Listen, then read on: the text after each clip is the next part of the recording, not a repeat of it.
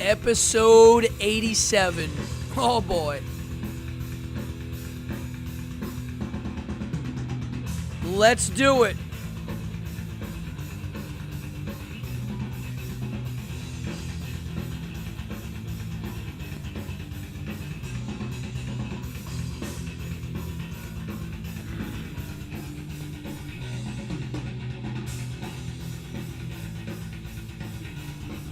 Yeah. Come on in.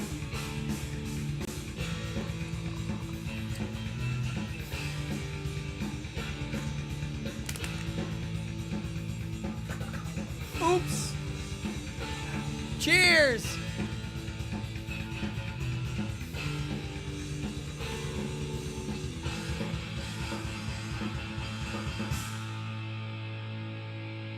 Okay, here we go. Let's do it. Welcome. Episode 87, Evening Hour Live.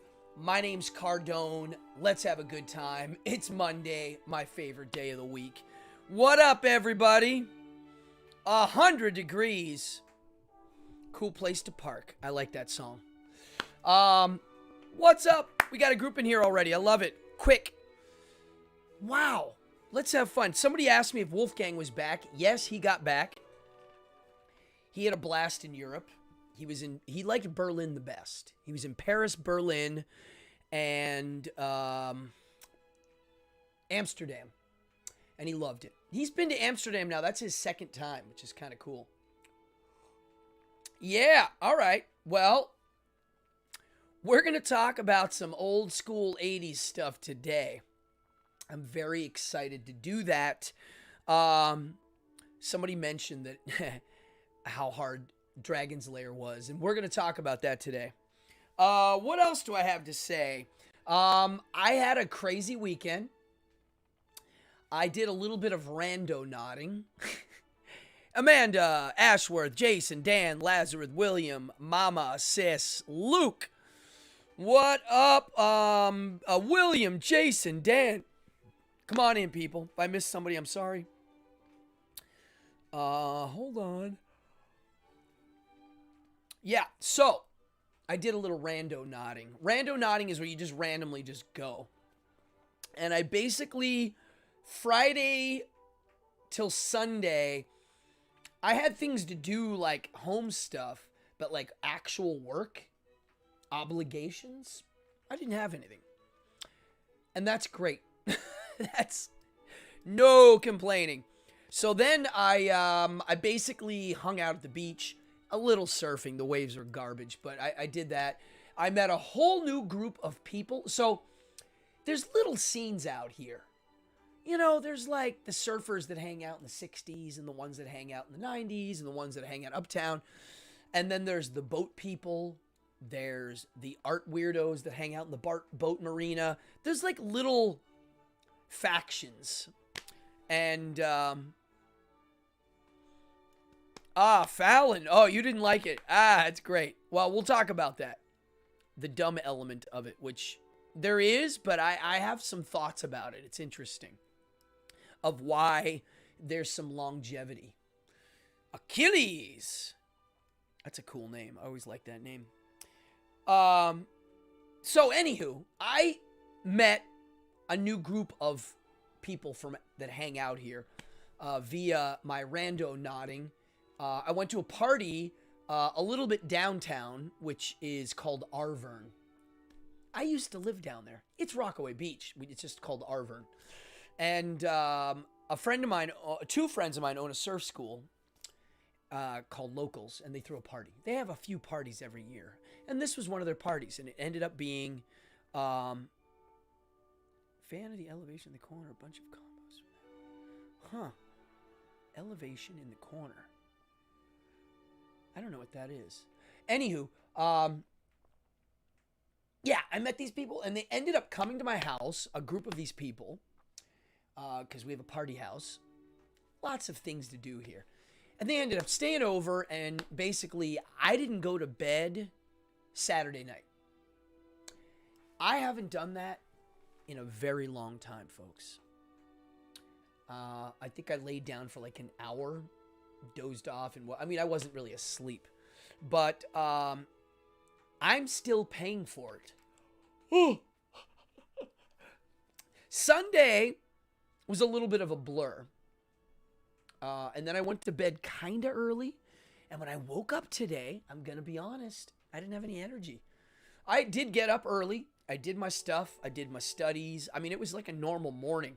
But my God, when it came time to lift my arms to actually do physical labor in the house, not good. So I'm a little woozy from this staying out all night kind of a thing. I haven't done that in years. It is not in my clock to do that. I'm okay with going to bed at 2, 3 in the morning, but like no sleep at all? Mortal Kombat. Oh boy. We will talk about Mortal Kombat. Now, if I forget to bring it up again. Because I have thoughts about that game too. Because that game was not easy. What else? Somebody said they saw Anthrax. How was that? Curious. I haven't seen them play in 25 years. What else?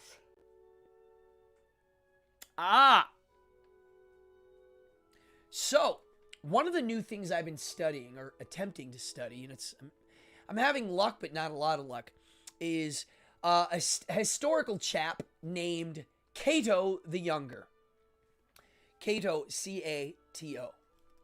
And I basically, his name popped up a lot reading all the ancient stuff I read. He's a Roman guy.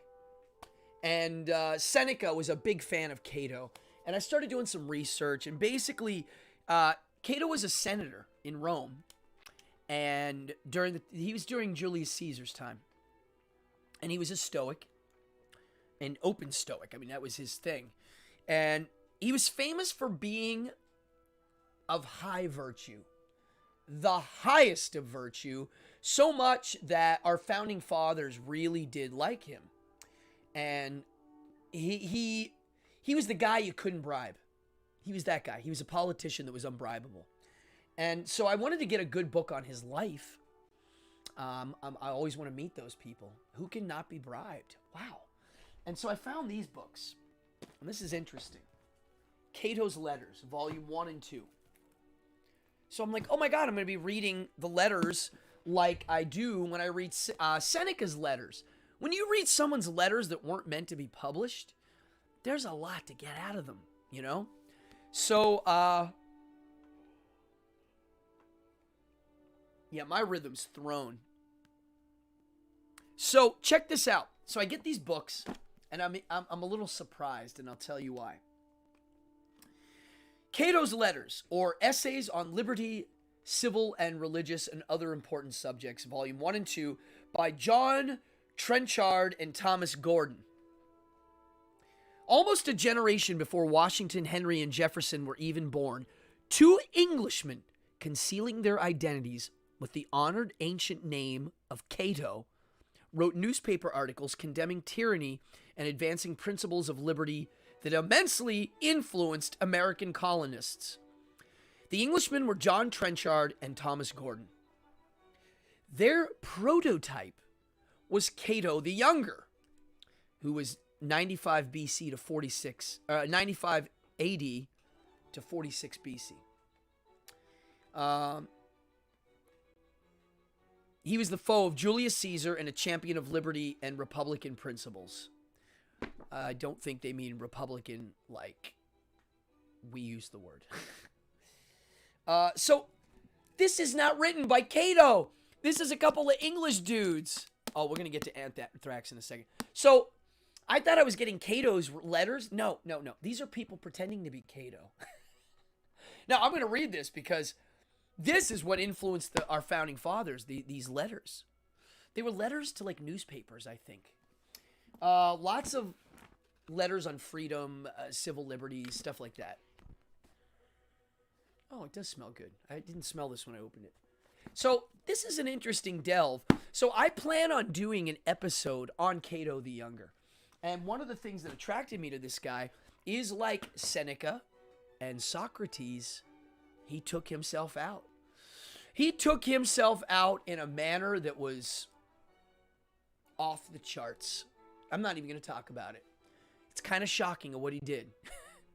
But I'm talking about him today, 2,000 years later. So, Cato the Younger. Okay. In a second, we're going to get into the subject. Anybody have questions? Oh, let's say, Jason, Anthrax was so great. Oh, yeah. I mean, Scotty Ian's awesome. SOD. Wait, what? They played? Wow. Stormtroopers of Death played? Amazing. So if you're new to this channel, my name's Cardone. This is Evening Hour. We're on episode 87. I can't believe I've done this many. We're getting close to 90 and 100. When I get to the 100th episode, something cool is going to happen. When I get to 1,000 subscribers, something even cooler is going to happen. So please, if you're new to this channel, the least you can do is hit that subscribe button and the notify bell. If you want to go a little farther and you're enjoying yourself, yep, I take donations. $5, $10, $20, $100. I've had people give me up to $100, $200 in tips. Folks, it all goes in the show. Why? Because I do this full time. Performing and doing this kind of stuff is what I do. So, but I got to say, if you want to donate, that's cool. But subscribing and telling your friends is even better. That's what I'm looking for. If you're wondering right now, I don't know if the in-game chats games are working. I don't know why they get turned off. I don't turn them off. So whatever that means, I don't know. I'm on it. I'll get it to work. But normally there's in-game chats flying through here. And if you have enough points to get a poster or a mystery box, go ahead and do it. Please do. I haven't made a mystery box in a while or send a poster out, so I'm itchy to do that. What else? Yeah, I haven't been to many shows. I mean, I do go out, but I don't go see many shows. All right, so let's get into this subject. I think tonight I'm going to start by showing you something cool. This is a news clip from, I believe, 1983 on the button. And I got to tell you, tonight's episode is called Dragon's Lair and Arcade Memories. And we're going to go into some 80s nostalgia. And we're going to talk about the video game Dragon's Lair and its brothers and sister games. And the arcade experience of the 80s, in which I literally was right in the middle of that all. I can't say that I was at the beginning of it or the tail end of it. I was there for the whole damn thing. I mean, I lived in video game arcades for a large part of my childhood. So we're going to talk about that. We're going to talk about how hard Dragon's Lair is. And I'm curious if anybody in here has ever beaten it. I have, many times. But there's a reason why I beat it, and I'll tell you. Venom? You know, I always liked Venom. But when I heard them talk about how it was clearly a gimmick on gimmick point, it kind of took the buzz out of it for me. It made me appreciate Merciful Fate all the more. Now, I do like some of the Venom songs, I'm going to be honest. And that live video from the 80s blew my head off. Yep, you were born in the 80s, so you got it. I was born in the early 70s, so by the time the 80s hit, I was already 12, 13. You know, I was a little kid. And I was right there. And I remember this. Watch this. I'm going to play something. Check it out. The familiar din of the video arcade is fading out. Business has dropped in half over the past year, and companies like Atari claim losses of more than $350 million. The slick, swift-paced space games are taking a nosedive, and analysts predict a crunch in the industry by Christmas. The craze has definitely peaked. But there is something completely different that's invading the video emporium these days, and it's a result of the recent marriage between the laser and computer technology. It's pretty amazing to see, so if your game, let's coin up. Enter the world of the Dragon's Lair. It's big news at most arcades these days because of its unique action. The screen transforms into another dimension, and the player controls the fate of a real character whose quest is to slay the dragon. It's too hard. Oh, I think it's about the best game I've ever played. It took me at least $40 before, I killed the dragon. And One thing about these new games, they're a bit more expensive than the regular arcade games. These cost 50 cents to play, and Dave here is going to stand behind me and help me in case I make a mistake. Okay. The player is responsible for the safety of Dirk, the hero of the story. Now, it's Dirk's mission to kill the dragon and save the princess. But first, he must face a series of fatal obstacles. Like any good cartoon, Dirk is up against every imaginable peril. Only here, in order to win, you must make all the right choices to get him to his happy end. And take it from me, it's not easy, but a real challenge to both adults and kids. This makes you want to save the lady, you know.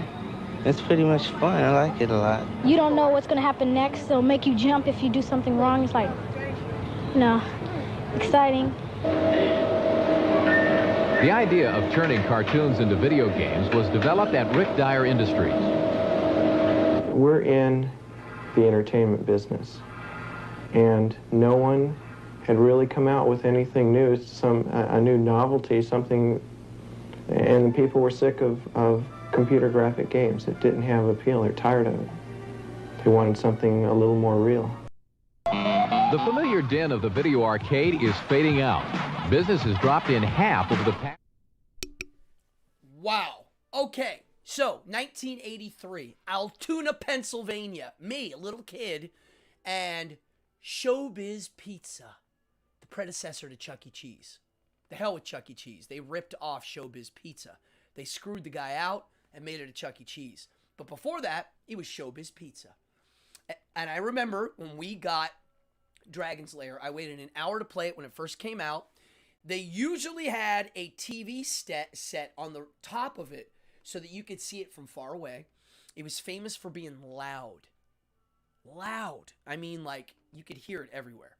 And Rick Dyer invented it. That guy, he was on there for a second in that video. Now, here's the thing. It was 50 cents. That's a lot of money for a video game at the time, especially one that's very difficult. And I was a little kid. I saw this thing. I was blown away. I remember playing it for the first time and not getting anywhere and just sucking and being like, wow, that's hard. Like most people. I would say most people quit the game. Like, they played a few times and then that was it. There were a few that practiced. And so my technique was to watch. I would watch guys play it. I would pay attention to the moves and whatnot. I would keep track of the clues of which directions to go. So how the game works is it's got a predetermined course. If you make a wrong move, you get to see his demise. And so you don't really have much choice. You could say it's a little bit like the free will game, maybe. Like, it's the illusion of choice, but in reality, you're definitely going to be going in certain directions. So it's a memorized pattern game. So the people that didn't like it, like Fallon, you said you hated it. I actually liked it because it was like learning lines to a play and then being able to be in the play. That's how I felt when I would play it. So I never, ever got good enough to beat the whole game just on my own. Eventually, in like 84, at my school fair, we got a book, a paperback book. You know, a little paperback. How to Beat Dragon's Lair. And it just had all the patterns. So I would read it, and I would have someone hold it. And now, here's the thing about Dragon's Lair proper. The boards that would pop up were random. Random. So there was the dragon fight at the end, and then there was some easy ones. But the ones in the middle, you didn't know which board you were going to get in what order. So you had to be ready. And each board that you did had a left version and a right. A flip. So if one board, the balls are rolling, or no, let's say the horse. You're like on this like mechanical horse, and it goes left. Right. Eventually, you're going to get the flip of that. So you're going to play each board twice. With the exception of like the dragon. There's a couple boards you only do once. Now, I eventually beat the game. it's like a movie. It's kind of amazing. It's like, Zalthon stepped in. Sorry. We have a very finicky bot that doesn't like any foul language. Sorry, he's a tyrant. So that's how I got into Dragon's Lair. I loved it. I liked watching people play it. I liked the sound. I liked the way it looked. It's a cartoon. Now, here's how it came to be, and then we're going to detail it a bit. So, Rick Dyer saw that the video game business was getting a little crickety and crankety and slow. And he wanted to do something new. And he was thinking out of the box, and he came up with this called OTE, or QTE, Quick Time Event Gaming. And because of the Laserdisc technology, they could pull this off. Now, he saw the cartoon Secret of Nim, and he liked the animation. And the animator, his name is Don Bluth. Look him up. This guy's boss. He did An American Tale, Secret of Nim, The Land Before Time. He worked for Disney, and then he quit. He went and did his own thing. He got tired of the Disney thing. And he also did a lot of editing or animating for like movies without getting credited, like The Fox and the Hound. I think Xanadu. I don't know if he's credited for the Xanadu animations. Blasphemous? What is that? That sounds cool. So, Don Bluth created Dragon's Lair. And they made this game. It took 7 months of development. And it actually did well. And I'm curious of how it did well. I really am. Because here's what I think. And I have an opinion of what happened. There's something interesting that happened. Not many people played the game. Out of my friends, I don't know anybody that's beaten it except for me. I've beaten Dragon's Lair and Space Ace. Never Dragon's Lair 2. Space Ace is also awesome. Space Ace is another cartoon game by the same company, except this one runs in order. It doesn't jump around different boards. It's got a linear story. Great. I almost prefer it better. But I like Dragon's Lair that you don't know what you're getting. So, the game did well. I mean, there was a cartoon, which I only saw one episode. There was marketing. There was merchandise. There was some toys. And everybody knows the game. I even think they did in Stranger Things Season 3. I think it opens up with them going to see it for the first time. Which is amazing. When I saw that in the show, I was like, oh my God, I remember doing that. But nobody was it wasn't being played a lot. I think the game actually didn't make a lot of money after a certain point. After about a year, I think it kind of tanked. But everybody kept it playing in the arcade because it kind of made people, it had a vibe. It drew people in. You'd watch the trailer, give it a try, and you'd suck at it and try it and you'd leave. Most people gave it 1 or 2 shots. Now, Don Bluth, let me see here. Oh, yeah. 50 cents a game. It's also one of the only games in the Smithsonian. They have Pong, Pac-Man, and Dragon's Lair. It really was a new thing. It was laser discs. And the first run of them broke all the time. And I remember going to arcades and it wasn't working. It's because the laser discs were faulty. I think on the second round, they got them up. And Space Ace was a little easier. I think that's why it did better, maybe. Yeah, it was extremely hard. Really. You had to go, like, you didn't get many clues. There'd be something would flash in the cartoon, and you could boop, you'd move left. And then his sword would glow, and you'd hit sword. Your timing had to be good. You had to do it a lot. There were boards that seemed easy and only had a few moves, but the timing was hard. You had to boop, boop, boop. You had to do the timing.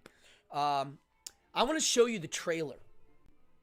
This is literally when you walked by the game what you saw. Dragon's Lair, the fantasy adventure where you become a valiant knight on a quest to rescue the fair princess from the clutches of an evil dragon. You control the actions of a daring adventurer finding his way through the castle of a dark wizard who has enchanted it with treacherous monsters and obstacles. In the mysterious caverns below the castle, your odyssey continues against the awesome forces that oppose your efforts to reach the Dragon's Lair. Lead on, adventurer. Your quest awaits. So there it is. That sound, that song, what that looks like is so burned into my head. Like I literally, I'm blown away by how much that stayed with me. Like when I hear that, I'm like, wow, it seems like yesterday. So it was successful, but yet I don't really remember anybody playing it. So you had Dragon's Lair, you had Space Ace, we had Cobra Command, which was a cartoon game where you're a helicopter, and there were boxes over the targets, and you had to move the joystick over the target and hit the button. Kind of an upgrade, a little more control. It's like a target shooting game. Badlands, Thayer's Quest, Ninja, Hayate, Road Blaster, Time Gal. That looks cool. I'm reading off all the cartoon games that came after that I never saw. No, that's not Christopher Lee. It does sound like him a little bit, though. Wow. Good one, Peter. What's up, Peter? Yeah, I mean, I'm going to look that up. It sounds like a famous voiceover guy. Galaxian. Mad Dog McCree was live action. It was actors. Who Shot Johnny Rock? Mad Dog McCree 2. Crime Patrol, and The Last Bounty Hunter. So far, those are all the cartoon games I could find. Or live action, what do you call it? QuickTime. What do they call it? QuickTime Event. Out of that whole list, I've only played 4 of those. I only ever saw 4 of them. And my dream was to own a Dragon's Lair or a Space Ace. And I mean, my dream was to own just a video game cabinet, you know, when I was a kid. Can you imagine? And I had friends that had pinball machines, and I liked that. But I wanted, like, Cubert or a Dig Dug, right? And, you know, it never happened. They take up a lot of space. And they break, and, you know. So I never had one. So Dragon's Lair did really well, but yet I didn't know anybody that played the damn game. I think that's kind of a weird way to look at it, but it's true. I don't know why. Now, let's fast forward a bit. Everybody wanted some sort of home version of that game. And yeah, they attempted it. Here we go. Here's the Dragon's Lair video games that came after, and literally, basically, they all sucked, except for a couple. Atom Computer for the ColecoVision had one in '84. The ZX Spectrum had one. The Commodore 64, I had that one. Sucked. Unplayable. I couldn't even get off the first board. I swear to God. Amstrad CPC. I don't even know what that is. The Amiga, which came with 6 floppy disks. God. The NES one's considered the worst. The SNES one in '92, I heard was really kind of cool. Sega CD, I heard, was pretty much exactly like the cartoon, but they digitaled it. It's still pixels. Then, check this out. The next one to come out was this. They made DVDs. Not only did they make DVDs, you can play it on your DVD player. Literally, with the remote control. It's exactly like the video game. And they also did a Space Ace on DVD. So when I got this, I mean, I didn't leave the house for a long time. Really. And then they finally made one called, in 2003, Dragon's Lair 3D. And it's the first time it looks like a cartoon, but you can control it. Now, under close examination, you can tell it ain't no cartoon. It's still a computer. Now, out of all of those, supposedly the one that's the most similar to the real one was the Sega CD version. It was an exact copy, but digital. Now, let's fast forward to last year. Kickstarter. Somebody put up on Kickstarter a project that I noticed. I didn't Kickstarter it. I saw it and said, that's cool. This guy had an idea. I'm going to make home arcade machines, but I'm going to make them practical. I'm going to modernize it and make it retro yet practical. And I have one right now. The price ain't bad, folks. I'm going to be a salesman for the company right now. And I am not getting paid to say this. But so I'm looking around a few weeks ago at their machines. And so what they did is, like, most video game machines are massive. You think they're small. They're not. So they shrunk it a little. A little. Just, I mean, I'm telling you, folks, just enough that it's manageable in a home. It has two versions. The kind that you can put on a table, and then the whole damn thing, the whole cabinet. And Jim Dunn, what's up, buddy? And they made it so that it's got Wi-Fi, and it comes with games. They come with 30 games, or no, they come with 20 games, and you can download more. And the cabinets, they made a Dragon's Lair, and they made a Space Ace. And I was going to get the Space Ace, but the Dragon's Lair one, it's so much cooler. The graphics, the way it looks, and it comes with the game. And I have it in my house right now. And it plays just like it does in the arcade. The trailer runs when you're not near it. It's exact. You can play it with the cheat technique so that you can see the light. It tells you which direction to go. Or you can go to arcade mode. I've had it now for 2 days. I've played it a bunch. I love it. Aesthetically, it's pleasing. The background of it playing gives me goosebumps.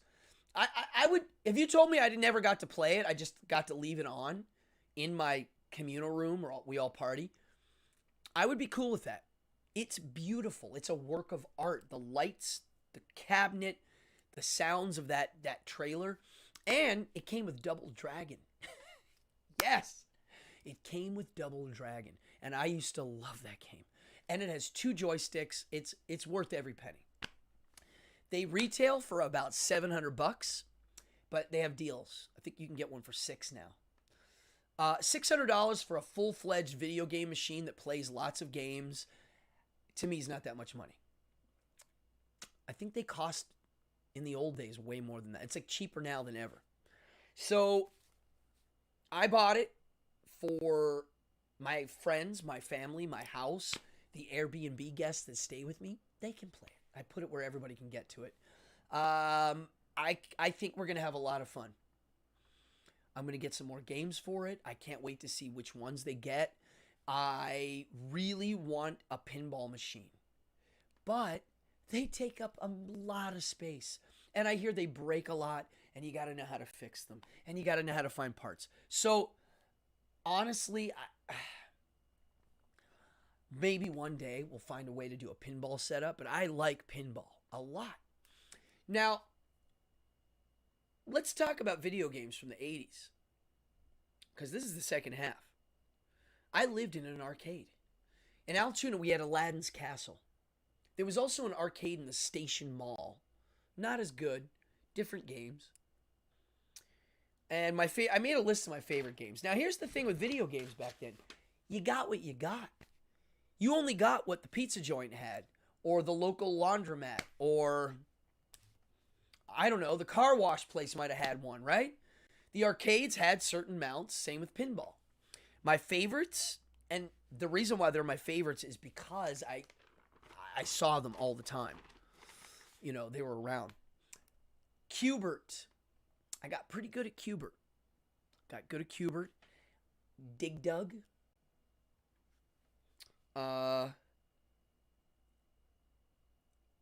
Spy Hunter. Those 3 games were at the local swimming pool. In the little game shack. The little shack. I was in there a lot. Now, you always had a handful of quarters, and then they were gone. You know, mom's like, here's some quarters. That was it. You didn't keep getting quarters. You get a little bit. I remember going to Aladdin's castle, and when you could go, can I have $10 in tokens? Oh, that felt good. $10? That went a long way. The other game that I could play indefinitely, and I got too good at it, was Karate Master. I could just play that thing forever. Gauntlet. You remember Gauntlet? Come on, folks. Gauntlet was the first video game you could put a quarter and keep on going. So, Frogger. Well, yeah, Frogger is in the Super Classic series. Frogger, Pac-Man, and Donkey Kong. Out of those three, I'd say Frogger was my favorite, by far. Now, another game I liked was Legend of Cage.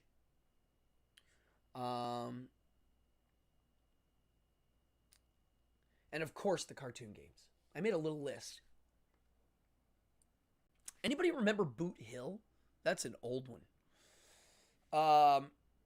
Warrior is about to die. Yes. Yeah, Gauntlet 1 and 2. I would love to, I wish they would get that for this system. Gauntlet was really cool. It was the first time you could keep playing. You had to use teamwork. It was really cool. Do you remember, Fallon? Just like nonstop. You'd have like a stack of quarters. Do you remember the etiquette in a video game? I remember playing video games and some like big dude would come up and just put a quarter on the screen. That meant he was next. People would do that. Yeah, I spent a lot of time in video games, video arcades. And I still remember the guy that gave us the tokens. God, he was so creepy. Throwing axes? What is that? You mean in Gauntlet? Yes. I think the dwarf threw axes. Yeah, Boot Hill. Oh my God, dude. I think Boot Hill is one of the first games I ever saw. I remember going into the arcade and noticing the little tombstone in the thing. Yeah, you put your quarter right on the screen, like on the edge. It meant like you're next, and people would get kind of bossy with it. Here's my thoughts. Cabinet, no TV, old games. Oh, so I don't watch TV anymore. I pulled the plug. I could care less. Most things in pop culture, I've lost a lot of my interest in. Not all, but a lot. Things that I was marginally interested in, movies, franchise movies. I'd say 99% of them now, over my head. Don't even notice them. Same thing with pop music and stuff. I mean, Sherman said, I once had a pedo try to pick me up in an arcade. I think that was a place they would frequent. I mean, I remember being warned about that as a kid. And so, what the hell was I talking about? Oh, no TV. And I don't play video games. I can't stand these, what do you call it? I call them no friendos. The Nintendo, whatever the new stuff is. I don't play them. I don't even play computer games. I don't even play games on my iPhone. I really used to like Angry Birds. I really did. And then I got the new one, and I was like, God, they're just trying to sell me crap. They're trying to get you to do upgrades and pay money while you're playing. I checked out. So my one friend was like, you just bought a TV, dude, with video games. And I'm like, yeah, but I have to stand up to play it. And it's not my living room. And it's in the communal room. And it's all nostalgia games. And on top of it, the nostalgia games aren't as good as the new ones. Meaning, they're not as immersive. They don't take over your life like these new ones do. I mean, really. The last game I played in detail, and I mean modern game, hold on, hold on, let me drink some water.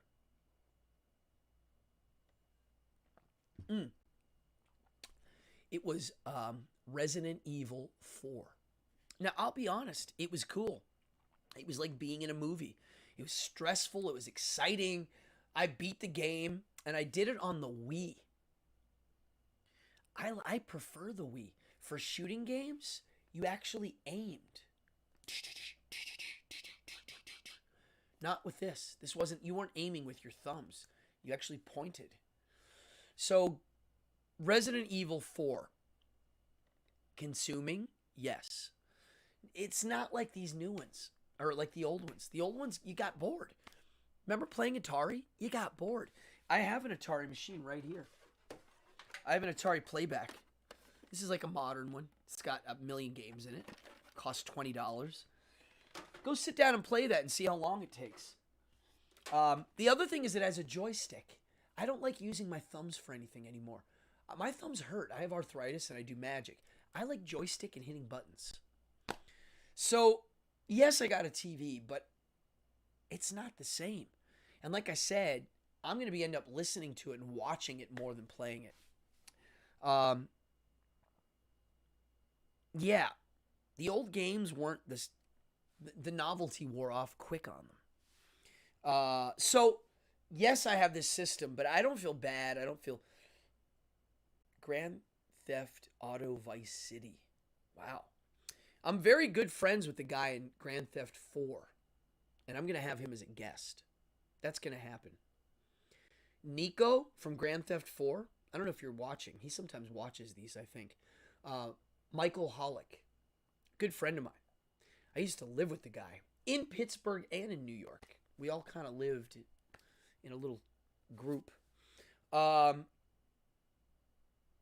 mean, I think they're cool. I just don't have the time. I don't have the time. I have, again, if I use my filter that I talk about a lot, out. But if you told me I had 2 years left to live, would you like to have a Dragon's Lair machine in your house? Yes, I would. I don't think that's a waste of my time. I think it's cool. I think it's aesthetically pleasing. It fits into my total environment. And I'm not going to be playing it all the time. I remember I played Dragon's Lair today about 5 times. And they were all, I would walk by, stop, play 5 lives, and then go back to my work. So each time I played was about 5 minutes. So for 20, 25 minutes today, I played Dragon's Lair and Space Ace. I don't feel like I wasted my time. When I played video games for hours and would beat them or whatnot, I felt like I wasted my time. I felt like, okay, cool, I beat it. Will I ever beat it again? No. I'll never play these games again. When I play these games, it's not about beating the game. It's about the experience, like someone just said. Amanda. Games like Double Dragon and stuff, there's no beating most of them. They just go on forever and get harder. Maybe there is an end to Double Dragon. Some of them did have ends. But like Dragon's Lair has an end, but it's like being in a live action mini cartoon. And if someone comes over and you play it, they get to watch you do it. 20 to 60 hours. Ugh.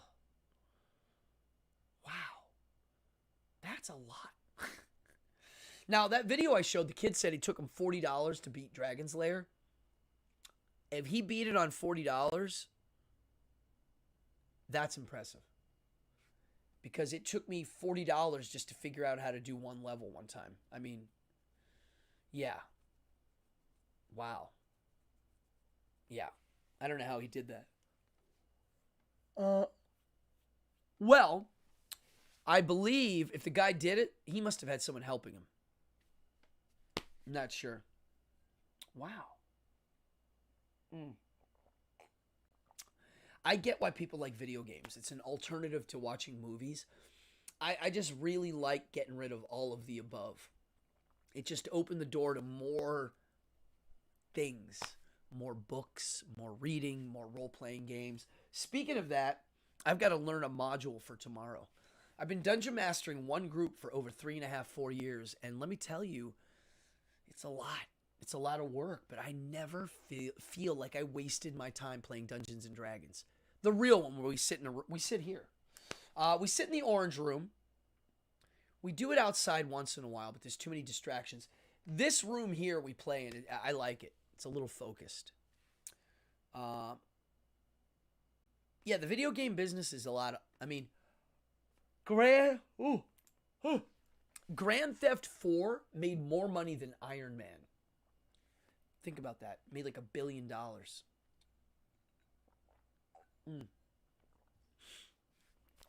So yeah, all these games everybody's talking about, I don't know what they are. Final Fantasy, I've heard of them, but I don't know anything about them. Yeah, I don't have time. I don't think I ever will. I think I've kind of erased it. My interest is gone. It would take me a lot to get interested in watching TV. I mean, look, What We Do in Shadows. I want to see the new season. I would love to sit down and binge watch it right now. But I'm not gonna. Am I sad? No. I could care less. Do I want to see it? Yeah, but not enough to really see it. And it does not fit in my 2-year filter. Is it a good show? Yeah, it's probably one of the funniest shows I've ever seen. Now, maybe I will binge watch it with a friend in a month or two. Maybe. I don't know. Right now, my interest is not there. It's just, my eyes are, it's like this. I went to a party the other day and I always notice the music at a party. And I usually notice that I don't like it. And I'll mention to somebody for fun, like, God, the music sucks. Like, I'll literally be like, God, if they were literally playing real tunes, I'd be dancing, playing air guitar, headbanging, jumping around like a freak. But this, like, reggaeton kind of dance music, it's just like a blur. And I literally eventually block it out. I don't even notice it. And when I'm working like a bar mitzvah or a banquet and they got the DJ cranking that crap, it's gone. I notice it, I say it sucks, and then I move on. I'm like that with video games now and TV and a lot of pop art stuff. Like, people will say, oh, I saw this movie, and I'm just like, There's some things I do want to see. I'm not going to say I'm not going to see anything. It's just a lot less.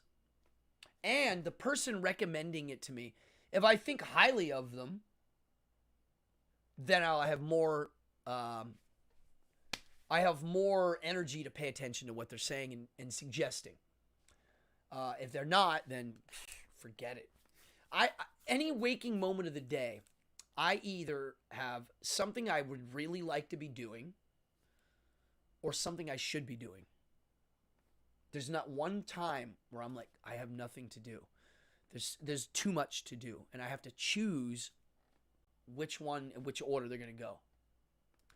If one of you is thinking, if you don't believe in free choice, then how do you choose? Well, I'm compelled to do certain actions before others for a reason. So, yeah, that's my MO now. My modus operandi. Thoughts? What do y'all have to think? Anybody interested in one of these II arcades? It's called an II arcade. And I think they're going to get more popular. As long as they keep that price at the $600-700 range, free shipping. They're made in Korea, and they're made really nice. And I don't feel guilty buying it. I think I spent my money somewhere that's going to bring a lot of joy to me and my friends. Your priority is usually catching up on reading. Yes, me too, my friend. I'm reading about 5 books right now, and it's exciting. I like taking my time. I don't need to rush through stuff. I kind of chew on it. I'll read a chapter and then chew on it. Sometimes reading a chapter makes me want to write an essay. Sometimes it makes me want to do a magic trick. Sometimes I'll read something and it'll make me want to go write a song. It'll inspire me in a manner that I didn't see. And I look for those. I consciously look for those moments. How am I being inspired?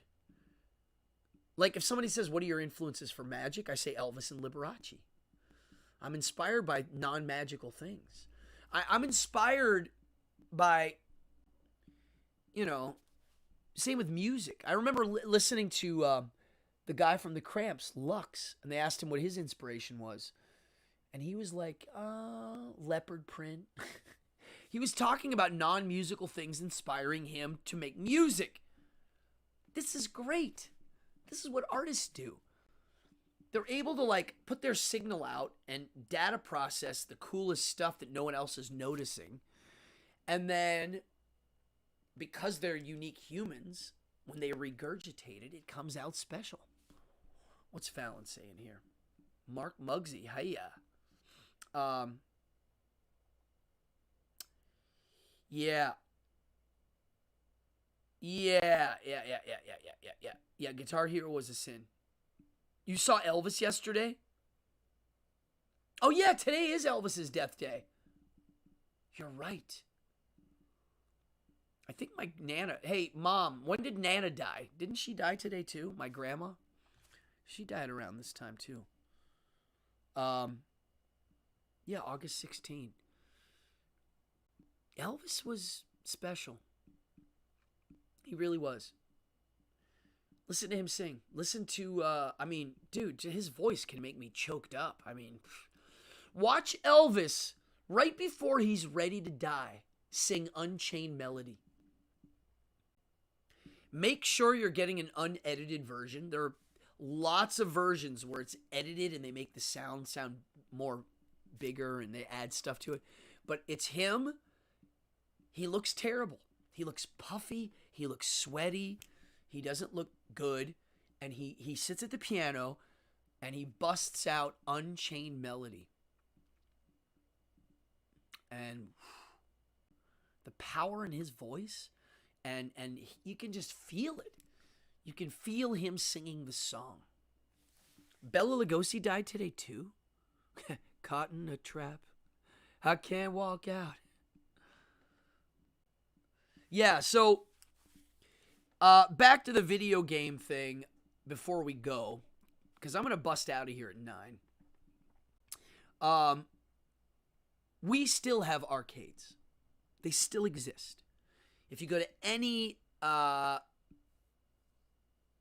tourist area, theme park, they're going to have an arcade. If you go to New York City here, we have barcades. We have a few barcades. I hope they open them in other cities. It's an arcade for adults. It's a bar with a bunch of video games everywhere. Hallelujah. I don't drink. Give me something to do. Because he knew. You know what Elvis knew? Elvis knew that he was a human and that he really was like everyone else. He came from a poor family. You have 11 Elvis 8 tracks. Yeah, that's cool. I don't have any 8 tracks, but I have about 15, 20 Elvis vinyls, and I listen to them. Oh, wow. Wow, your dad got to see him. That's cool. I never got to see Elvis, unfortunately. He seemed like a really sweet human being. They always say that when he met people, if he liked them, he'd give them a car. He spread his money around. He was generous to his friends. He kept his friend circle tight. He was a mama's boy. He was close with his parents. He seemed like a sweet dude, and he died at 42. Whew. I'm getting close to the Joey Ramone age of death, which was 49. It's weird. Michael Jackson was what, 50? Dave Brockie from Guar, what was he, 50? 49, 50? Elvis was 42. The pictures of him and the video of him singing Unchained Melody, he looks way older. He just looks unhealthy. He was on a lot of medicine. The night he died, I believe, he was playing racquetball at 4 in the morning. And I'm sure he had a million pills in his body. You know, a pill to go to bed, a pill to lose weight, a pill for this. He was a romantic. And he did have the Memphis Mafia, Joel. They were his close buddies. There's stories of Elvis saying, let's go get ice cream in Denver. So they load the plane and go. Yeah, he loved life. I'm a major fan of Elvis. His singing ability is outstanding. So, Jason, if you like peanut butter and banana sandwiches, here's how you do it for real. If you have a guest over and you make the sandwich for them, they're going to freak out. White bread, peanut butter, banana covered with the peanut butter. You got to, not too thick, but a little thick, like 1/4 of an inch, sliced banana. Cover it with peanut butter. Fry bacon. Oh, after you do that, you gotta fry bacon while you're doing this. Make them crispy. If it's not crispy, it doesn't work. You put it on the sandwich, on top of the banana, a little drizzle of honey. You put the bread on top. Make sure there's enough bacon grease in the pan. It's got to be bacon grease, enough. And then you fry the whole damn sandwich in the bacon grease. English style. But the whole sandwich. You fry it, flip it, fry it. Gets a little crunch, a little grease. And my God, it's the tastiest thing. Mayo, I wouldn't put mayo on that one. The mayo might clash with the honey. Maybe it won't. I don't know. I can't say. It just seems like the honey and the mayo might not get to go together. Maybe peanut butter, banana. Does mayo go with bananas? I don't know. It's interesting. I'm going to try it maybe. Yeah, so seriously, if you like peanut butter and banana sandwiches, that's... Elvis was special. If you've ever been to Graceland, it's kind of an amazing experience. His house is beautiful. The museums are awesome. When I saw his grave, I broke down. I mean, I was just like, oh. I took it very seriously. Wow. Folks. Reese's released peanut butter and banana. Reese's Cups? No. You have them in the freezer? Holy crap, dude. Don't take them out. Oh, yeah. Okay. Honey and mayo. All right. See, Amanda? Yeah. All right. Bacon fried. Your arteries are clogging hearing it. Yeah, it's not healthy. This is a once in a while sandwich. I do like frying bread. The first time I went to England and I heard they fry their bread, I said, "You fry your bread?" Yeah, we fry our bread. They also like black pudding. Anybody ever eaten black pudding? Black pudding is delicious. No, I actually like black pudding. Now I'm getting hungry. We're talking about food. And I just had gnocchi. So now I'm like, I'm going to go eat more. Oh, yeah. Yeah, when you go to Graceland, everywhere you go is the peanut butter banana sandwich. Did you have fun, Peter, at Graceland? I did. I mean, if you gave me a free ticket to any theme park in the U.S. or a free ticket to Graceland, I would go to Graceland again, like that. Yeah, I'm due for a new trip. And I predict in the next year I'll be going to Graceland. I predict that right now. I see it in my future.